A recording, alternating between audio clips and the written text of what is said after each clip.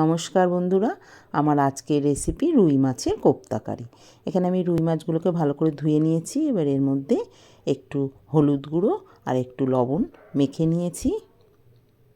এবার কড়াইতে সর্ষের তেল দিয়ে তেলটা ভালো করে গরম হলে মাছগুলোকে আমি ভেজে তুলে নিয়েছি। এবার মাছগুলো থেকে ভালো করে কাঁটাগুলোকে বেছে নিয়েছি। এবার এর মধ্যে একটু আলু সেদ্ধ, একটু পেঁয়াজ কুচি, একটু লঙ্কা কুচি আর একটু আদা বাটা দিয়ে মেখে নিয়েছি। এবার এর মধ্যে হলুদ গুঁড়ো, লবণ, গরম মশলার গুঁড়ো আর কর্নফ্লাওয়ার দিয়ে আবার একটু মেখে নিয়েছি। এবার ছোট ছোট কোপ্তার আকারে গড়ে নিয়ে তেলের মধ্যে দিয়ে ভেজে নিয়েছি।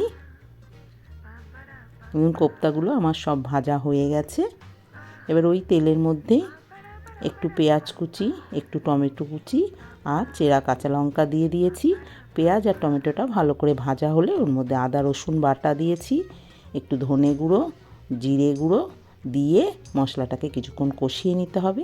এবার একটু হলুদ গুঁড়ো, একটু লবণ আর কাশ্মীরি লঙ্কার গুঁড়ো দিয়ে আবার কিছুক্ষণ কষিয়ে নিয়ে উষ্ণ গরম জল দিয়ে দিয়েছি, দিয়ে ঢাকা দিয়ে কিছুক্ষণ রেখে দিয়েছি।